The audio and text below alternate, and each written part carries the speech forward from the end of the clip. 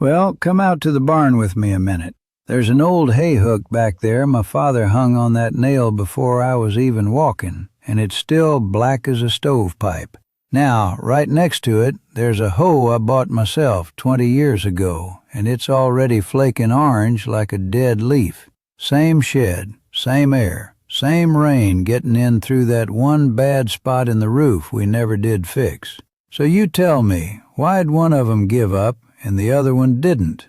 I'm Robert. I'm 102 years old, and I'm going to tell you plain, right at the start, because I know some of you clicked on this expecting me to stretch it out a while. There's a powder, costs about $3, maybe $5 if you go for the bigger jar, and it doesn't clean rust off your tools. It doesn't scrub it away or dissolve it or make it disappear. It turns it into something else, something dark and hard and settled, and once that rust has been turned, it sits there, and it protects the metal underneath it instead of eating it. That hay hook out in my barn hasn't seen a drop of oil in maybe 15 years, and it still won't bite you if you run your thumb along it wrong. That's the powder doing its job, long after everybody forgot it was ever put there. Now, I'm not going to hand you the whole recipe in the first breath and send you off to the store, because if I did that, you'd get it wrong. I've seen people get it wrong. And when you get it wrong with this stuff, you don't just waste $3. You end up with a tool that looks fine for about 6 months and then falls apart worse than if you'd never touched it. So stay with me a minute, because there's a piece of this that almost nobody explains right, and it's the reason half the folks who've heard of this powder still think it's some kind of old wives' tale. Here's the first thing you need to get straight in your head, and it took me longer than I'd like to admit to understand it myself. Rust isn't dirt. It isn't grime sitting on top of your metal that you can just wipe away and be done with. Rust is iron eating itself. That's the plain truth of it. Iron meets water, meets air, and the iron starts giving pieces of itself away, turning into this loose, flaky, reddish stuff. And here's the part that matters. Once that starts, it doesn't stop on its own. It keeps eating.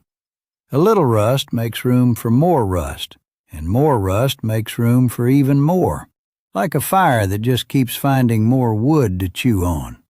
You can scrub it off with steel wool all afternoon, and if you don't do something to that raw iron underneath, it'll be rusting again before the week's out.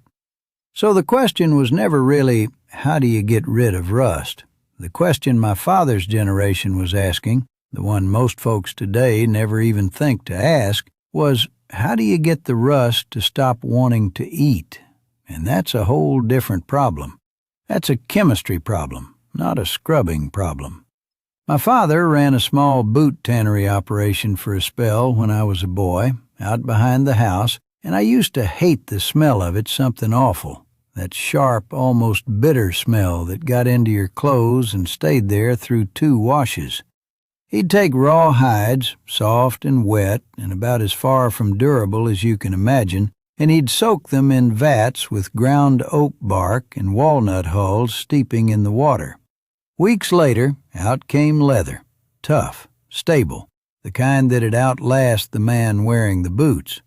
And what turned that soft hide into tough leather was a substance in that bark called tannin, the same stuff that makes a strong cup of black tea pucker up the inside of your mouth if you steep it too long. Now here's the thing nobody in my father's tannery ever said out loud, because I don't think they even knew it themselves. That same tannin does something almost identical to rusted iron. It reaches into that loose, hungry rust, and it grabs hold of it, and the two of them shake hands, so to speak. And what comes out of that handshake is a new compound. Dark, almost blue-black in color. Hard instead of flaky. And that new compound, some folks call it ferric tannate if you want the fancy word for it, sits on top of that iron like a shield. It's not iron anymore, not exactly. And it's not rust anymore either. It's something new. And that something new doesn't want to keep eating. That's the $3 powder, tannic acid, ground fine, dry, in a little jar or a paper packet. And about $3 to $5 gets you enough to treat more rusted surface than you'd think. I've heard folks say 100 grams will cover close to 40 feet of rusted metal.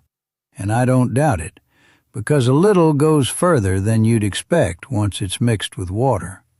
You mix that powder with water, plain water, though I'll get to why the water matters in a minute, and you paint it on, or you wipe it on with a rag over rusted iron or steel. And you watch it change color right in front of you. Orange goes to this deep blue-black, kind of like the color of a stove that's been fired 1,000 times. That color change isn't just for show. That's how you know the handshake happened. That's how you know the rust quit being your enemy and started being your armor. Now, my wife's uncle kept bees for near 60 years, and he used to say the bees always told you the truth about the season before the calendar did. I think tools tell you the truth the same way, if you're paying attention. That hoe I mentioned, the one flaking orange, I never touched it with anything. Store-bought, hung on a nail, forgotten. But there's an old pitchfork out there my grandfather used, iron tines gone dark as a chimney flue, and near as I can tell, nobody's oiled that thing in my lifetime. Somebody, sometime, must have painted something on it. I didn't know what for years. I just knew it never rusted through the way the newer stuff did. Here's a little something folks don't always know, and I only found out myself a good while after I'd been doing this the plain way for years. The tannic acid alone does the job, and it does it well, but you can push it further with a second, cheaper thing most hardware stores keep on a bottom shelf. Naval jelly, they call it. Phosphoric acid, mainly. $2 or $3 a bottle. Now, I'm not going to pretend I understand every bit of the chemistry here, but the short of it is this. The phosphoric acid works faster than the tannic acid does on its own, and it grabs whatever rust the tannin didn't get to and turns it into a different, stable compound. A gray one this time, iron phosphate instead of that blue-black tannate. So you end up with two different shields instead of one, laid down almost on top of each other. Museums that keep old iron artifacts from digging sites, the kind of iron that's been in the ground 200-300 years, they use pretty much this same combination. Paint it on, let it react, then seal it with a coat of wax over the top. I heard that from a fellow who does conservation work, and it stuck with me, because it told me this wasn't some backyard notion my family made up. It was old chemistry, written down by folks who study this for a living, same as what my father was doing without a name for it in that tannery. Now, water. This is the part people skip, and it's the part that ruins more batches than anything else. If you mix that tannic acid powder with tap water, especially the harder well water a lot of us grew up drinking, you're bringing minerals and chlorides right along with it, and those minerals actually speed up rust instead of slowing it down. So you undo half your own work before you even start.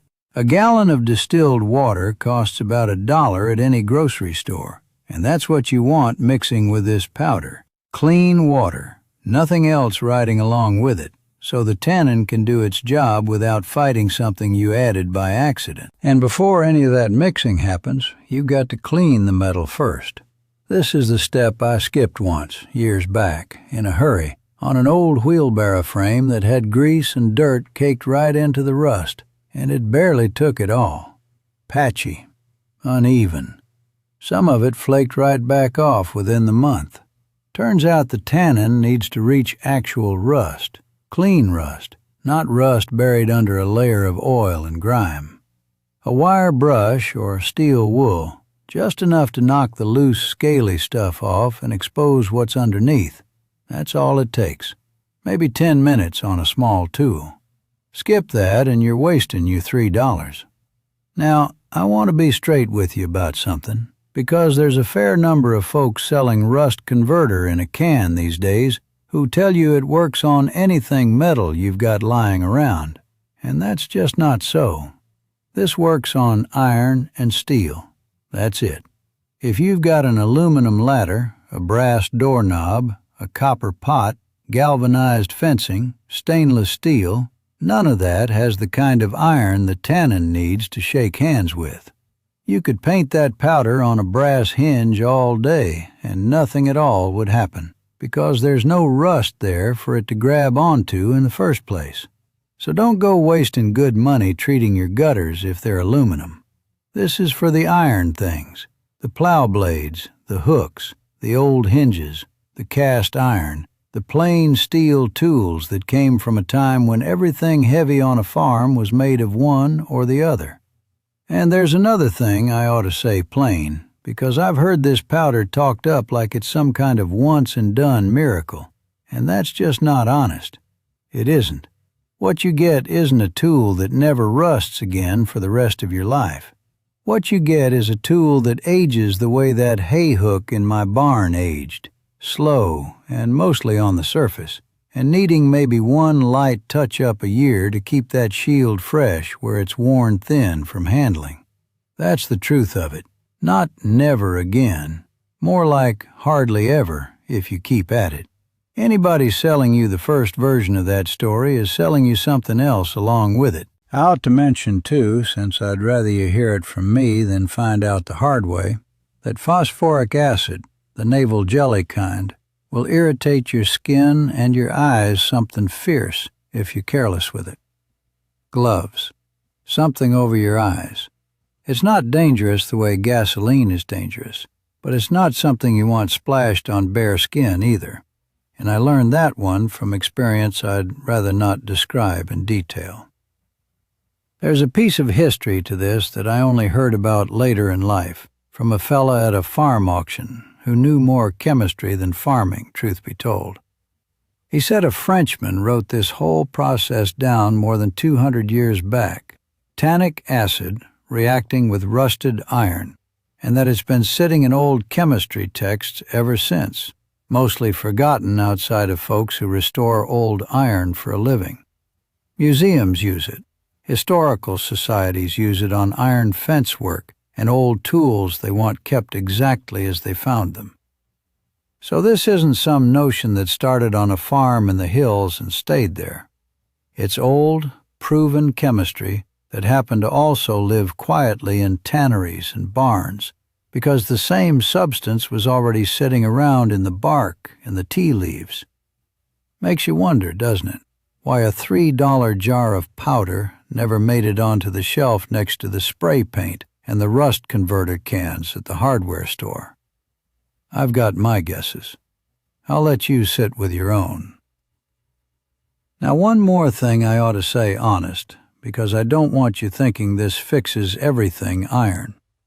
If a tool's gone soft with rust, if it's thinned right through, or there's a hole eaten clean into it, this powder isn't bringing that metal back. It's not a resurrection. It stops the eating where the eating still can be stopped, and it protects what's still solid underneath. If the damage has gone that deep already, you're looking at a new tool, not a treated one. This is for the stuff that's rusted on the surface, maybe deep orange, maybe flaking some, but still solid iron underneath it all. That describes most of what's sitting in your shed right now, I'd guess. So here's how you'd actually go about it if you wanted to try it on something this weekend.